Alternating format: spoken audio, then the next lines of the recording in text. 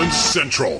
Here's Ryan Yousefi and Thomas Galicia. I wonder how clear it must look from there to here. No obstruction, the selfish corruption, all in this atmosphere. No fear, less tears, only time to catch my breath. I felt you inhale, your love has stretched my chest. Confusion burning me, mentally and physically. And it's because of you that now I can see. So now I can't run, I'll follow the sun and ride on to Zion and dance this last song of freedom. But only time will tell if it's truly for real. Can't change your mind, all I know, this is what I feel. Welcome, everybody, to the Dolphins Central Radio. I am Thomas Galicia, joined by Ryan Yousefi, and we have a action-packed show today. Our first guest, let's introduce him, Chris Kouffman. Hi, how you guys doing? How's it going, Chris? I'm doing great. About to hit up some bar trivia, defend the title, and talk about some Dolphins. Nice. Yeah, man. I heard you and Vin Bob from Twitter are the defending champions, so I assume that you guys know what you're doing over there. You're gonna bring it down tonight. Is tonight the championship? Oh, always. You know, we're regulars up here, and we take the first place probably as often as not. So Is we're tonight we're the running championship, 2 times. or is it the What's championship tonight, or tonight's the championship, or no? No, tonight's not a championship. Tonight's just another W. Today's the semifinals or something, the playoffs. You guys keep sober, or that's a drinking kind of thing, isn't it? Oh, we drink a little bit during the trivia. They got 2 for 1. Very nice. Well, we got Chris here tonight. You can catch him on Twitter at CKParrot. He also is co-author of Universal Draft, and he is the contributor to Draft Wins, Dave Hyde's Sentinel blog. When the off season there before the draft, great reads. I mean, anything you could want to know about the player that is featured that week, it's in there. This guy is the most detailed Dolphin fan I've ever met, and more times than not, you can take to the bank what he says. It's real good stuff. Not just it's real research stuff. Chris, we're looking at the first game here coming up, and we have a couple of injuries here at wide receiver. Is there something interesting about Marvin McNutt that you can tell the audience? I know you and me, we wanted the Dolphins to take him when he was in the draft, and funny thing how things work out, that he comes back around. You know, it is funny how it works out, and I remember talking to you about Marvin back when he was coming out of the draft. That draft actually didn't have very many problems with very many of the players that Jeff Ireland took, but one of the ones that I wasn't a fan of was B.J. Cunningham in that draft toward the end of it when he took him. And one of the reasons I criticized that pick was specifically because I would have loved to have Marvin McNutt at that spot, or Rashard Matthews, because I was also very high on him. So that was sort of a way that I was criticizing that pick, and now we go forward a little bit, and Marvin's actually a member of the Dolphins. And what's nice about it is that Marvin was always a guy that was going to take a little bit of time because he's a former quarterback and was still just learning the position at Iowa. And so he was still a little raw, and he was going to take some time. So whoever took him in the draft, they were going to have to really put in some work before they get some payoff toward the end. And what's nice is that Philadelphia took him, and they put in a little bit of work. They taught him some things last year, and then they let him go, and the Dolphins get to scoop him up, and they might be able to reap some rewards without having had to wait through everything and set aside roster spots for him during his rookie year. So he's a guy that I definitely like. He's very athletic. The other guy that I think that I would like to feature as a guy that on the outside looking in but might make it is Chad Bumpus. I watched him at Shrine practice all week long when I attended all the practices, and it's actually funny because 3 guys that are on the Dolphins roster right now, Keenan Davis, the guy that they just signed today, as well as Chad Bumpus and the guy that just released, Jasper Collins, we're all on that Shrine roster, and I see all 3 of them. And they all have their ups and downs. They have their strengths and weaknesses. But I think that the best one of them was probably Chad Bumpus. And he might not have caught the ball as cleanly during the week as I think he could have, and that he showed at Mississippi State. But during the game, when the lights came on, he was the most dominant receiver, and it wasn't even close. So I think that it might not be that much of a coincidence that you see sort of the same thing happening this week at training camp. He's a little bit quiet. You don't hear very many people talking about him, watching the practices. But then we get into the scrimmage the other night, and even though it wasn't that many plays, it was just 2 catches for 41 yards, it was a position-leading performance. He was the position leader at receiver. So I would actually watch out for him. He's a natural slot guy, and Marvin McNutt, the two of them could, one of them could make the roster. Yeah, I mean, they got a bigger opportunity as well now with Matthews missing time, Binns hurting his knee, which I think a lot of Dolphin fans are disappointed because as much as he's been hyped, you know, we didn't get to see him. And it's almost like 2 years now, because last season he was hyped and we got a little taste, a little tease. Now this season he comes in working hard and we didn't get to see him. When we lost Binns, do you think that the signing of Pruitt over some of the other wide receivers more well-known, like Cauley out there, do you think that was more of a reaction to the poor special teams play and the scrimmage at the stadium, or is he someone that you can see actually coming in and, you know, competing with McNutt and the rest of the guys you just mentioned for playing time as a 4th and 5th receiver? Well, I think it's a little bit of both, and the reason I say that is somebody within the Dolphins organization is obviously a fan of Julius Pruitt because he's kicked around the team for 2 years. This is now his 3rd year that he's kicked around the team and not really done much of anything. And we keep hearing kind of inside word that they're very high on him, that they think he could be a good receiver down the road. One guy that I know is a fan of Julius Pruitt, though, is the special teams coordinator, Darren Rizzi, and he has talked about Pruitt being one of the better special teams players that he's ever coached. And so I think, yeah, in the wake of some of the special teams miscues that you might have seen in the scrimmage, that he might have lobbied a little bit for Julius, but at the same time, you lose on Binns, and it's interesting because Joe Philbin talked about him in the slot. He's a big guy, which is unusual for the slot, where for some teams it's unusual. And Joe Philbin talked about how it's desirable to have a bigger guy in the slot, a bigger target for Ryan Tannehill. And you lose Armand Binns, and you're thinking, well, we need another big guy to take his place, but also at the same time, you need another slot guy to take his place. It doesn't necessarily have to be a big guy, but he was a guy that was taking snaps in the slot, and so now you either have to find snaps for the slot from the guys that you already have, or you have to find some snaps from the slot among guys that you pick up from elsewhere. And Julius Pruitt last year, if you remember, training camp and a Hard Knocks in the preseason, he was being tried most as a slot guy. So, and he almost made the team as sort of a slot guy too. So that's, I think it's kind of a dual thing. I think Darren Rizzi might have lobbied for him a little bit, but at the same time, he also kind of fits the slot. Very good, Chris. Just wondering, but could you see the Dolphins maybe going after any other veteran wide receivers if they pop up on the waiver wire during training camp in the preseason if they don't feel satisfied with the young guys in there right now? There are a couple of guys that they might look at across the league. I think that if you keep an eye on the Tennessee Titans situation at wide receiver right now, they actually have a very full boat over there. They probably have about 6 guys that are fairly well-known, fairly rosterable players.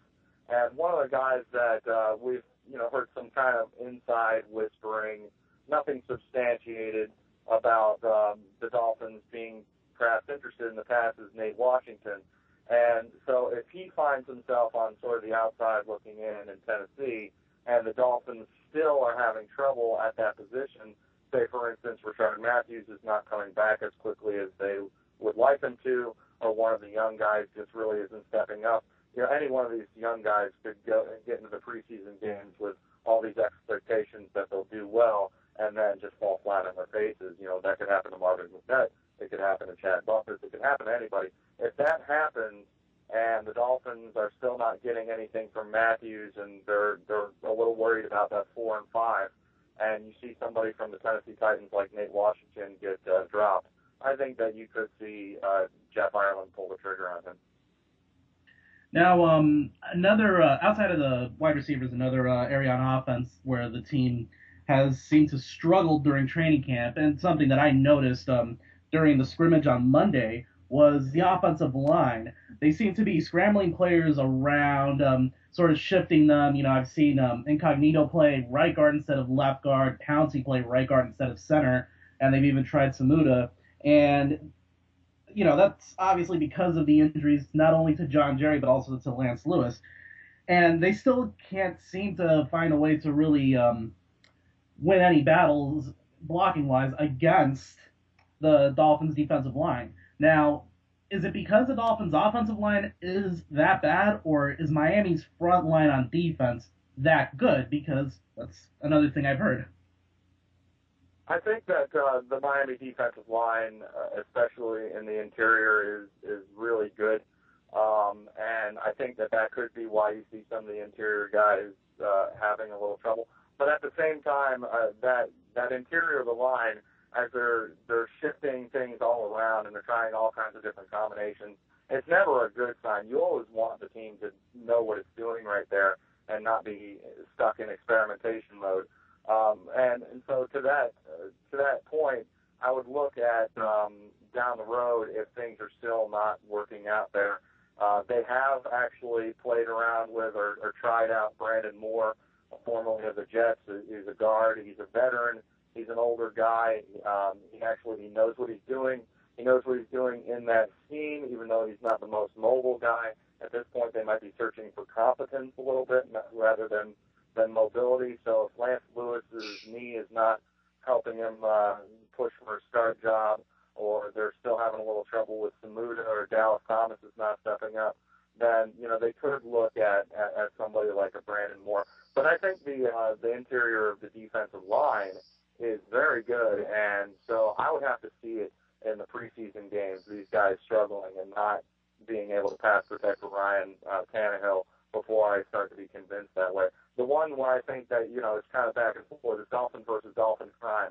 So, I mean, one guy is victimizing the other. When I hear about Olivier Vernon kind of victimizing Jonathan Martin, that's the one that I get a little bit more nervous about, because Olivier Vernon last year couldn't beat very many offensive tackles in the league. He was one of the lower-rated defensive ends in the league in terms of his pass rush productivity. And these are just pure numbers. These are not necessarily rating. This is sacks and pressures and hits and stuff like that. And he was one of the lower guys in the league. And, of course, Jonathan Martin was also one of the worst guys in the league on those measures. And now you're hearing in training camp day after day, Olivier Vernon is beating the pants off of John Martin and getting sacks and sack strips and stuff like that. When I see that, I start to question, well, is Olivier Vernon that good? Did he become all of a sudden that good? Or is John Martin that bad? Or some combination of the two? And that's the situation that actually makes me real nervous. All right, CK, Parrot. We're going to go in for some trivia now, bro. We're gonna give you a little warm-up. We're going to give you a little warm-up. There is a Dolphins Central T-shirt on the line. So if we get and nobody has this shirt. This is VIP stuff right here. This is a high budget show, and these shirts are sought after. So we're gonna go ahead and play you a question. Pause it, and we'll see if you can get the answer. So let's go ahead and run the first question for him. Question 1. How many bones make up the adult human skeleton? You're going to give me a multiple choice on this? There is no multiple choice. Is that how you play at the bar? We'll go. No, there's no multiple choice at the bar. But man, you're jumping in. You're jumping into the late round questions. Sorry. I was gonna give you it's over 200 thing, but we'll move on. 206. 206. Question 2. The Galapagos Islands are part of which country? Come on, man.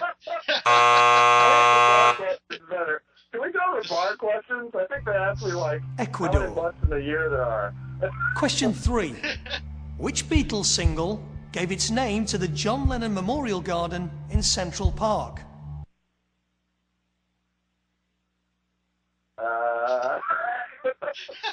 We need to get you a picture. I think the problem is you're sober. I think that's the problem. Strawberry I Fields think I need Forever. some Sam Adams. Yeah. Question 4. Strawberry Fields. In the All right, film Pulp Fiction, which actor played a boxer called Butch Coolidge? Oh, that's Bruce Willis. At least I can get that. Bruce Willis. Bruce Willis is correct. Question 5. In which city is the statue of the Little Mermaid? There's I do not agree. a city with a Little Mermaid statue? That's what I said, man. I don't know. Copenhagen. Copenhagen, apparently. Question 6. Copenhagen. With which game would you associate the names Gary Kasparov and Mikhail Botvinnik? Yes. Yeah. Chess. I'm on a roll, baby. Question 7. That too. Which band was Mark Knopfler in for most of his career? Which band was he in? Is Yeah, that I didn't quite hear that. Is that Mark Knopfler or what band was he in? 7. Which band was Mark Knopfler in for most of his career? Oh, man. That's going to kill me because I actually know that. It's gonna Dire be Straits. funny when you get these questions later. Question on 8. or- Which part of the body is used to keep your balance? Which part of the what? Oh, the ear. The inner ear. You got it. Yeah, That's well, 3. Question 9. Oh, That's where you Which get my blues shirt. musician With a shirt. nicknamed One his guitar Lucille? What is that a B.B. King question? What did he say? Blues musician Lucille. nicknamed his guitar Lucille. which, Oh, that's B.B. King. King. that's 4. Question 10. Who played the guitar solo on Michael Jackson's Beat It? Eddie Van Halen. Flash. Ah. Oh, we ruined For more the last quizzes, question. please ruined click that me. one. But you got 4 Was it right. So Flash? I do- Give him a T-shirt. I think we owe you Was a it Flash? T-shirt. I don't know. I didn't hear it. No, Eddie Van Halen. Oh, really? Yeah. That's all right. I think you I hope did that's pretty not a good. harbinger of things to come. No, I think you just did that's like your warm-ups. You know, Yeah, kind I of hope like so. Hardline. You pulled the calf, but you're gonna be all right, bro. We're gonna We're get you gonna a have to, T-shirt. like, at this bar, they ask us, like, how many sides on a dice. Right. We're gonna send you a Run PFC T-shirt. I'll get your information. We'll send it out to you. Awesome. I'll correct message you later on, man. Hey, tell Vin Bob I said what's up, Wharf up, and we're gonna get a This is Julius Pruitt song going on for the fans out there if he makes the team. I promise people that. Thank you for joining us, and go inside and kick somebody's ass in trivia. Will do, man. Thanks for having me on, guys. Yeah, we'll see you soon, man. Thanks for joining us. Later. All right, that was Chris Kouffman from Universal Draft. Draft Wins, Dave Hyde's blog, that you can catch everything for the draft. And there might be some more stuff coming from Chris. He might have a new gig. I'm not going to spoil it. I'll let him do that for you guys on Twitter, so follow him. I'm not sure if he even accepted it yet, but he's working on it. And he's going to get a Run PFC T-shirt, which is the best prize we've ever given away because that's the first prize we've ever given away. So we're going to move on here. What do you think about the training camp there that you went to see, Thomas? Well, before we get to training camp, just like to remind you that this show is brought to you by FifthDownCigar.com. Enter the coupon code PFC for 10% off your purchases from FifthDownCigar.com. We got to pay the bills, sorry.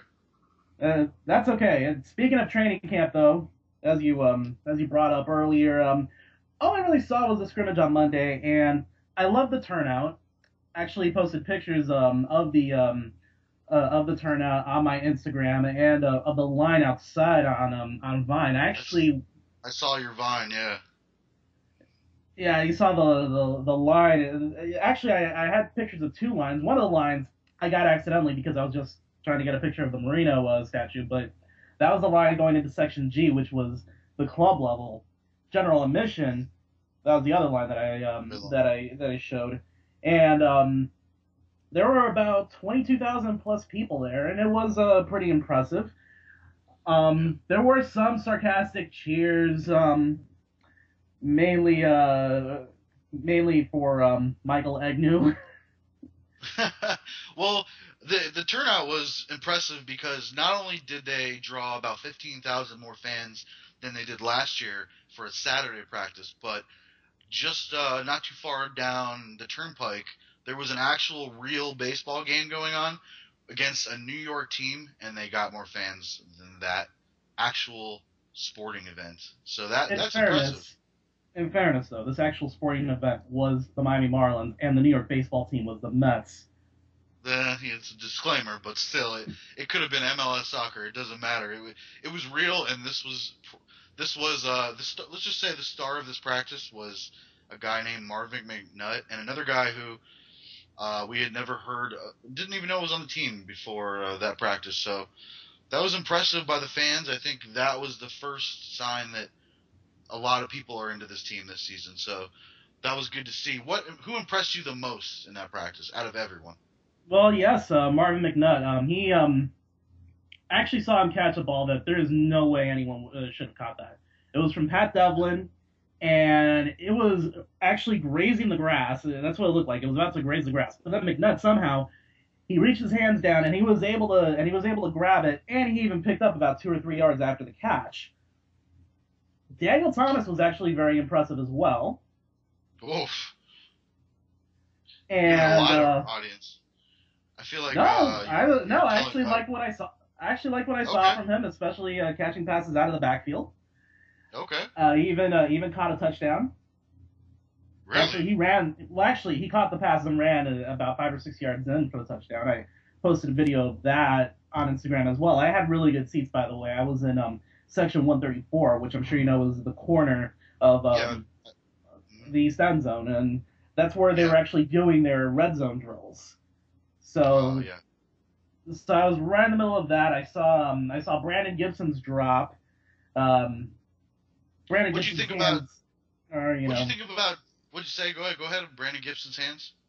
They're not the best. I'll just say that he's okay, but he was wide open. I've heard he's struggling. Benz was pushing him before he tore his knee up. That's not good to hear. Deion Jordan, it seemed like he started off fast, but Jonathan Martin got the best of him, which is to be expected. I mean, even with Jonathan Martin being not the greatest, I mean, it's to be expected. It's the guy's first contact. Actually, so how did you? That's not what I saw at the finish. I saw Deion Jordan. He was owning him, huh? Oh my God! And here's the thing: it wasn't power. So that's why I'm not as worried about Martin as other people are. It wasn't power that was owning him as much as it was just the speed. Raw athleticism and speed that Jordan has. Really, I'm not as concerned about Martin getting owned speed-wise as I am him getting overpowered. So I mean, there's gonna be speed guys probably faster than Jordan coming at him. He's gonna see everything. That's the thing. If the team knows that speed is his issue, they're gonna put a guy over there with speed, most likely. I would think that's what I would do if I was a coach. But I see that's a different story than I had heard, because it seemed like, I'm going off the tweets and the highlights. It seemed like he got him for a sack quick at the beginning, and after that he kind of was stymied, I guess was a lot of the words they were using. But I can see you can't go full speed in the scrimmage. You're really not supposed to be, going for the kill on the quarterback. So I think I can see what you're saying. Maybe he beat him a lot, but it didn't result in something that was tweet-worthy, if you will. No, not only that, but also it was up to the officials to decide what's a sack and what's not, since they're wearing the red jerseys. You can't bring them down. And sometimes they did award the possession to the quarterback instead of awarding the sack when they should have awarded the sack. I saw that happen with Jordan 1 or 2 times. I saw that happen with Vernon at least 3 or 4 times, and it happened with Wake as well. Right. Yeah, man. I mean, and also we didn't get to see the kicker competition because one of them has a pulled groin and the other one is missing field goals left and right. I don't know what to think about that. He got a sarcastic cheer too, by the way, Carpenter, when he made his first field goal. And Yeah, he had he's an missing. extra point block. He missed 2 49-yarders. The first touchdown, everybody was excited, and then it was like wah wah. He got blocked by Randall, I guess it was. But yeah, we'll go farther into that in the future, I'm sure. But we're gonna take a break here because we have Mike Clay from NBC Roto World and Pro Football Focus Fantasy coming up. We're gonna get his take on a few different things, so stick around. Cigar fans, check out fifthdowncigar.com and enter the coupon code PFC to get 10% off your order. Lots of nice high-end cigars. That's fifthdowncigar.com. Enter the code PFC for 10% off your order. Football fans, check out ProFootballCentral.com for all the latest NFL news and analysis. Also, check out the very popular Pro Football Central Radio Network for awesome NFL talk around the league. Go to ProFootballCentral.com. ProFootballCentral.com. Ladies and gentlemen, please welcome our next guest on the program, making his second appearance here on Dolphins Central Radio, our first repeat guest. He is from a writer on NBC Roto World as well as Pro Football Focus Fantasy. Ladies and gentlemen, Mike Clay. Hey guys, how you doing? Good to be back on. I'm really looking forward to getting the preseason started. Only a few days away. Yeah, no, I'm definitely I'm anticipating it. I was gonna say I was shaking in anticipation, but not quite. So, Mike, I'm sure you've heard of some of the injuries that the Dolphins wide receiver corps has gone through in the last week with losing Armin Fins, and now Brian Hartline seems to have pulled a calf injury. Do you see that having an effect on Hartline this season fantasy wise, or do you think this will just heal up? Well, I'm not quite as optimistic about Hartline this year as some others. He's never been really much of a touchdown scorer, and now they added Dustin Keller, who has some size. They have Deion Sims, who stands at 6'5", can be an end zone target, and two tight end sets. Of course, you have Brandon Gibson in the slot. I mentioned Mike Wallace on the outside. Of course, you have Lamar Miller, who they want to get the rock to. Daniel Thomas is certainly a big guy that can work inside the 5-yard line. So there's a lot of weapons out of there. A lot of guys who can score touchdowns now, I think. And I think that, regardless of the injury, I'm a little bit down on Hartline. He's still a decent player, but when you're not scoring touchdowns and your targets are going to drop from the year before, it's really hard to get excited about a guy like that. Well, who on the Dolphins is worth getting excited about from what you've seen? I'm sorry? Who on the Dolphins do you think is worth getting excited about from what you've seen on the roster so far? I think I'd say Lamar Miller is a guy that's drawn a lot of hype, and rightfully so. Entering his second year, he ran the ball well a lot last year, but it was such a small sample of touches, so it's hard to really know what to expect from him. But obviously, he's looked great so far. He's going to get the opportunity to handle most of the workload there. He's a lot of people's favorite breakout candidate this year. I prefer David Wilson a little bit more. I think he's a little bit more explosive, and people are talking a lot about Andre Brown, and of course Andre Brown is better than a guy like Daniel Thomas, who's number 2 on Miami's depth chart, of course. But I still think that if these guys are the real deal, they're going to separate themselves regardless. So I think Wilson's a little bit better of a sophomore breakout candidate, and of course Ryan Tannehill. I'm very high on him relative to the other experts in the field. He didn't have a lot of touchdowns last year, but I think a lot of people aren't looking at, and I think I mentioned this the first time we talked, looking at the team's pass-to-run touchdown ratio, which was very, very weighted in favor of rushing touchdowns. It's not something that's going to sustain itself. We're going to see some regression this year. They were dead last in that ratio last year, so as long as they keep throwing the balls often as they have. I mean, they were a run-heavier team, but certainly they threw enough that there should have been more passing touchdowns. So Tannehill is year 2, good talent. He's working hard, and they added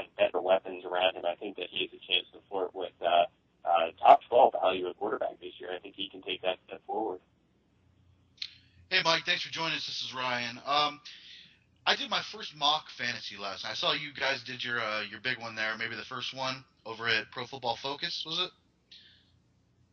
Yeah. Pretty deep. I'm if you're an expert in the field, you do quite a bit of drafts and mocks, so you get invited all the time, so we're always busy. But yeah, last night we had one with a live broadcast and had a lot of fun. We had 12 pretty well-respected experts there, the Going Deep Challenge, so yeah, it was a lot of fun. Yeah, I was following there. It was like 9 o'clock last night for a little bit. I did my own, like I said, and, as a Dolphins fan, I'm watching where they go, and the first guy taken was Lamar Miller in the 6th round. This is a standard league. I feel like that's possibly a little too early, and I can only imagine in the leagues that I play in with my local friends here in Miami that it's going to go even higher than that. My problem with that is I don't think I'm going to end up with them anywhere because as high as I am on them, fantasy's not about your heart, and the Dolphins' offensive line is scaring me right now. And also the fact that I don't know if he's going to get all the carries. Philbin could throw Daniel Thomas in there more. With John Jerry hurt and Samuda playing more and just so many question marks, Martin on the offensive line, does that scare you away from maybe letting someone else take Lamar Miller? A 6th round is a pick you don't want to waste. So does that scare you on Lamar Miller? Well, 6th round, I would take him absolutely. You got quite the value there. He's actually going in the 3rd round recently. So, you're making quite an investment in him if you take him. Like I said, I'm not terribly low on him. I have him right in that 18 to 22 range. I like him right in there. So that's a back end number 2 running back. If you have to step on a back end guy there, or you throw him in your flex, that's fine. But I wouldn't be counting on him for any more than that. Again, there is breakout potential. That maybe makes him more intriguing than some guys around him. Like a Monty Ball, whose value's dropping a bit. A Ryan Matthews, who fell off the face of the earth last year. Rod Bradshaw, he's hurt. Darren McFadden took a big step back last year. Maybe he is more intriguing than that. Even Chris Ivory in New York is right there. So it's pretty much him against David Wilson. A lot of people are going back and forth between those sophomores. Which one do you like more? Certainly, there's risk for both of these guys. There's risk for almost everybody at this position, especially the running back position. But I do have some concerns. I do like a few guys more. But if he falls to the 6th round, you're pretty fortunate. So that's perfectly That's good value there. Okay. Yeah, it's amazing. I was talking today about how amazing fantasy is. I got Alfred Morris last year after the draft. This year I saw he's a top 10 pick possibly. It's just, next year Lamar Miller could be top 10. You never know. He could be not drafted. It's this is a time of year where guys like him, you roll the dice on.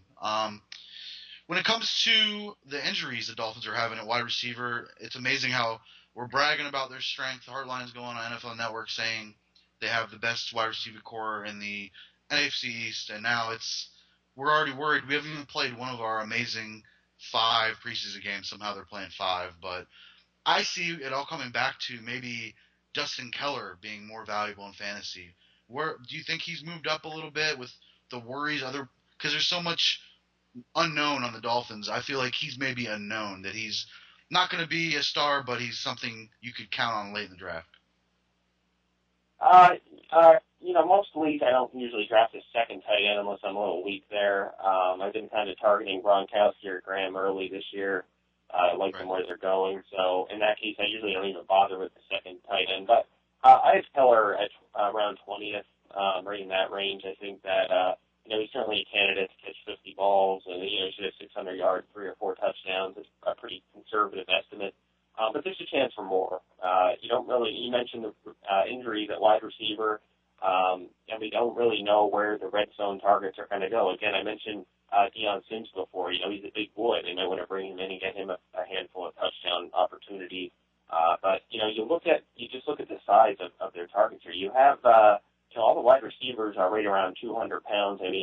They're all around 6 foot. Hartline's a little bit bigger, but we know he's not a touchdown producer. So you look at Keller, he's up there with about 6'2", 250. He's a bigger boy they have at that tight end position. We know he's a good pass catcher. He's not a great blocker, so he's probably going to run quite a bit of pass routes down inside the 10-yard line. Definitely So, yeah, absolutely. I think that he's somebody nobody's talking about that could slip in there and be, a top 15 fantasy tight end this year. Take a flyer, yeah. Okay. Defensively, the Dolphins are committed to forcing more turnovers this season, which was one of the few problems that they had last season. Do you see them as the type of team that could produce a lot of turnovers and a lot of sacks and be worth picking up late in the draft as a defense? Defense, I don't really focus on too much. I'm just gonna, throw a flyer at a decent one late in the draft that I'm probably going to drop that maybe even before week one. Just play the matchups. I think at times Miami, if they play Buffalo, maybe Kevin Kopp's struggling, maybe that might be a good week to throw them in your lineup. But overall, I don't think there's a reason to be too excited about them. It's not like I would go out of my way to grab the Miami defense. But again, you play your matchups, and I'd say Miami's just right now just the middle of the pack fantasy defense. Again, you never want to draft more than one defense in a normal draft. So you're probably going to go elsewhere and then just spot start Miami during the year if need be. Okay. All right. Well, Mike, Ryan, do you have another question? I just want to make sure we give a little love to the Fantasy Gold package Pro Football Focus is offering right now if you sign up. Mike, what can you tell us about that package that people can sign up for? Yeah, sure. We do have our premium product. Our Fantasy Gold is the premium product at Pro Football Focus for our fantasy analysis during the season. We have lots of good stuff in there. We just added a couple days ago a mock draft tool. Do quick 5-minute mock drafts against ADP, against the computer. Draft companion tool. It's the same tool, but you can use it during your draft. It gives you advice on who you should pick based on our rankings. Very, very cool tools to check out. And we also have a great deal partnership with Draft Street. Make a new account, deposit $20 there. You get a 30% bonus on your deposit, and you get gold for free for the entire season. So it can't beat that. You mentioned the Going Deep leagues earlier. You can sign up for a $5,000 grand prize at RT Sports doing the Going Deep Challenge. So a lot of stuff going on right now. And just head over to ProFootballFocus.com and click on the fantasy section, and we have all the promotions laid out there for you. A lot going on. So we hope to see more people over there. Mike, thank you so much for joining us. We always love having you on. Thank you, Mike. All right, thanks so much. Football fans, looking to get healthy this year? Now is the time, and I have the perfect place for you. Save 10% at onit.com/football radio. Exclusive PFC radio listeners save 10% off their order. That's onit.com, ONNIT.com/football radio. And we're back. Once again, our thanks to Mike Clay for joining us. Now, Dustin Keller has found himself a little bit in the news recently for a comment that he made about the Jets. Supposedly, he had said, and I quote, he couldn't wait for his contract with the Jets to run out, which I'm sure that's probably how some of the players playing for the Jets feel, but that's just not something that you share publicly. However, it should be noted that Keller has retracted his comment and actually said that that the comment is that the quote is inaccurate, and he also said that the reporter who quoted him on that, which was Joe Beguristain, is quote unquote full of it. Oh, he told him. I think it sounds like he's playing for the Marlins. I think that's how every guy on the Marlins feels. So, he's a human. If you didn't like being there, you got to shut up and get your money. But he was unprovoked, so that was kind of.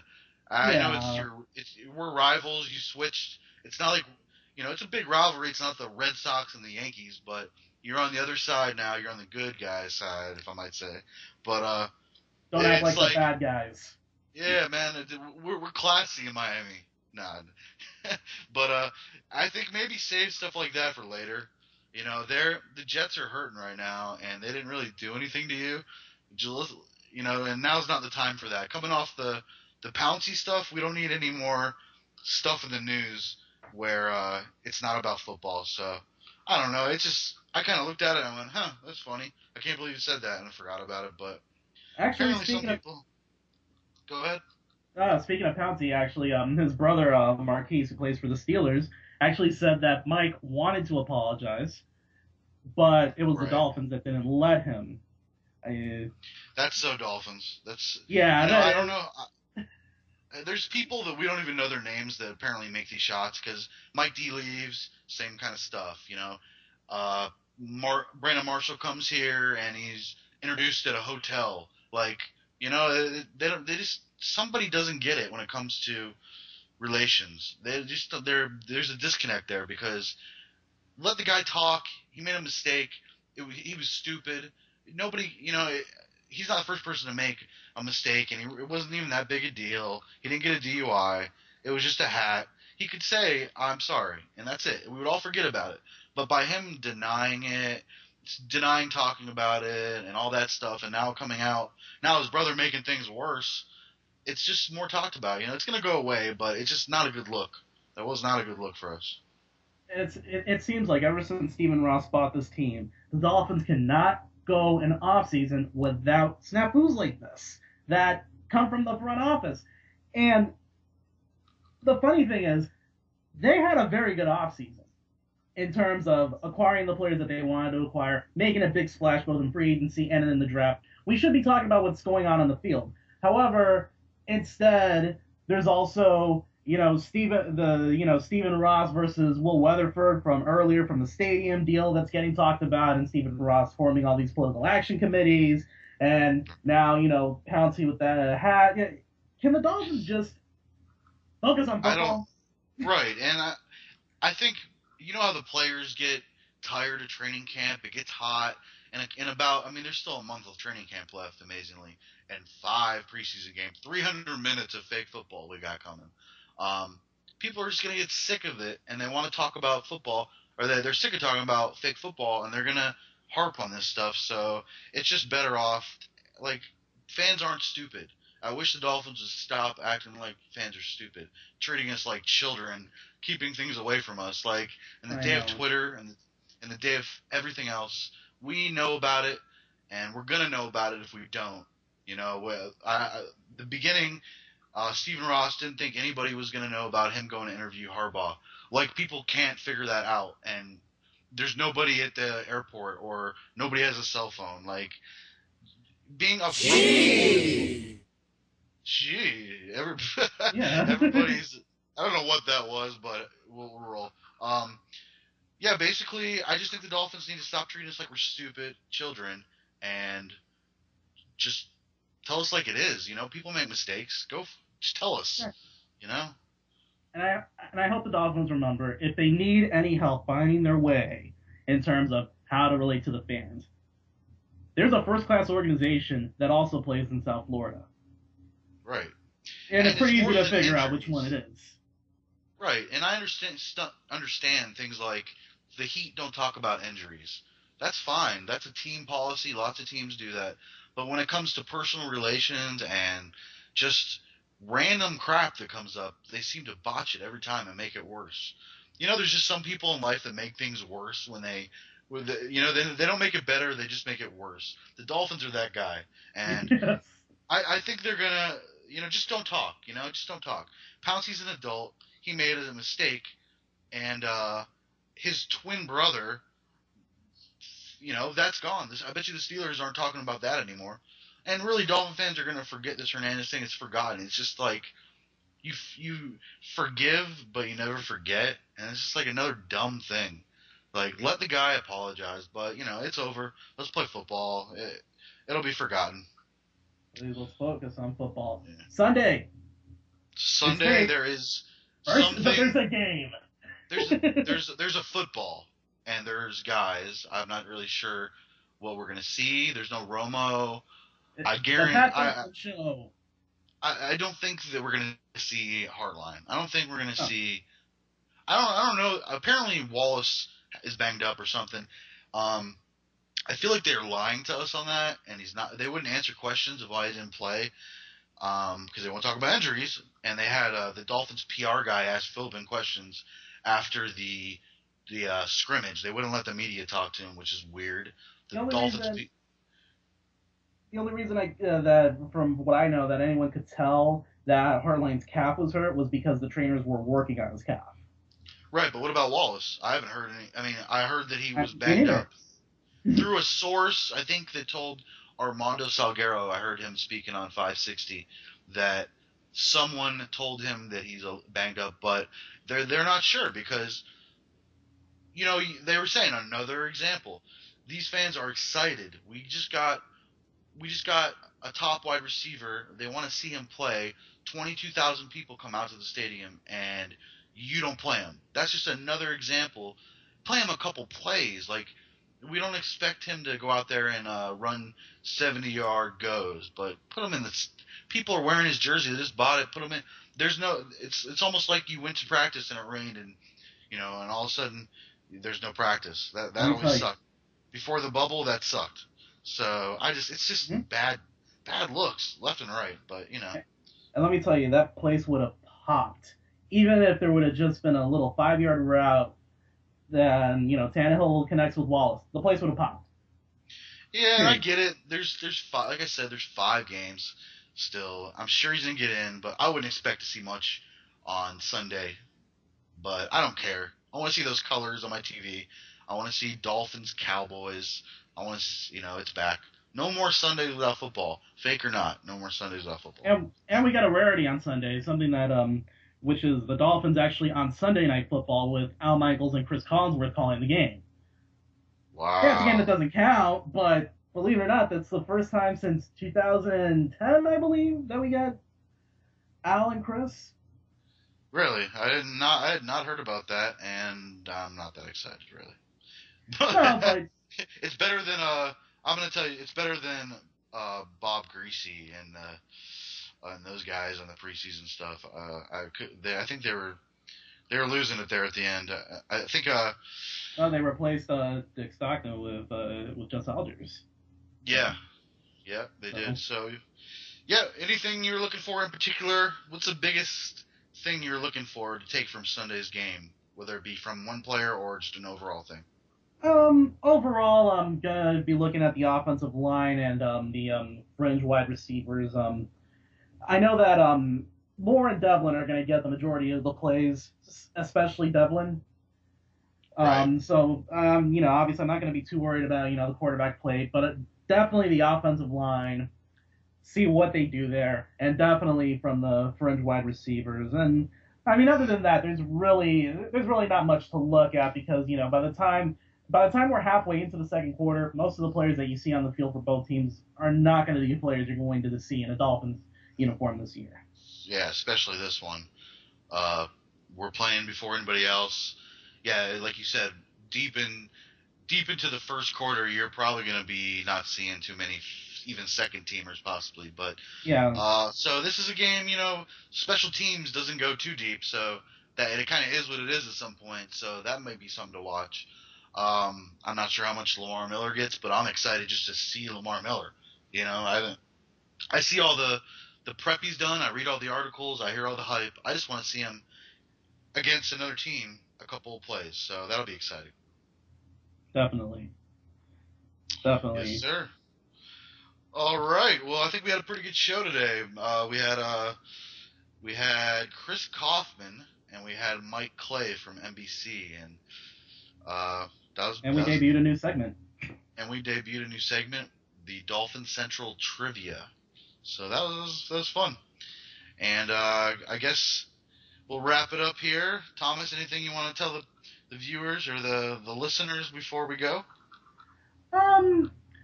Really just actually right now as we're recording this, the Dolphins are in the middle of a practice, and that practice is sold out. Everyone who was attending Dolphins training camp, keep attending. Keep going to those preseason games when they actually start. Oh, what we should mention is the giveaway, the Fathead giveaway. You want to go ahead and do that? Oh, no, that definitely. We're us and Pro Football Central, we are giving away a Fathead. In order to qualify for the contest, which I believe the giveaway is going to be on August 5th, Right. From what I saw. August 5th at noon. And if you win, we will give you a shout out on the show on top of getting the fathead of your choice. In order to qualify, follow Fathead, follow Pro Football Central, and follow our show, Dolphins Central. That's it. Right. No purchase necessary. And then they got to retweet the contest too, don't they? Oh yes, they do. Yeah, do that, and then we will pick a listener. We also have T-shirts coming up, so that's gonna be something special. You know, you can catch those. Maybe we'll do a couple contests, maybe a mailbag type thing. Chris just won one of our Run PFC T-shirts, so that's exciting stuff. We have our store launching this week with lots of T-shirts. We'll get you guys more information. If you're listening to this, you probably follow us on Twitter. If not, you came across the website and you're probably pretty confused at this moment. But a lot of stuff's coming up. We are in preseason just like the team. We're getting better at this, and I hope you guys keep listening. Follow me at RizWrites and read my stuff at Miami New Times. I'll be some stuff coming up with me. I'm going to be doing some stuff at the 560 radio station, hopefully for Page Q Sports, so that's exciting. Thomas, what can they can follow you on Twitter? At Thomas Galicia, and of course that is spelled ThomasGalicia, and you can read me on BleacherReport.com, where I have interesting nuggets about the Dolphins just about every day. I published a photo gallery of training camp yesterday. Today I published a story about the wide receivers. Tomorrow I should be talking about the offensive linemen. So I'll have something new either every day or every other day up on Bleacher Report. Yeah, my own observations. Make sure you tweet those article links, because when I'm at work, this stuff just blows by me. I like to use that new app, the Pocket. Maybe it's new to me. I guess it used to be called something else, but I stick that in the Pocket app, and I can read it when I get home later. The Pocket's not paying us. They should be. If you're listening to this, hey, Pocket, send us some stuff. But good show, good game, and we will talk to you guys next week. Thank you for listening. This has been a presentation of the Pro Football Central Network. For news, blogs, highlights, and more, log on to ProFootballCentral.com.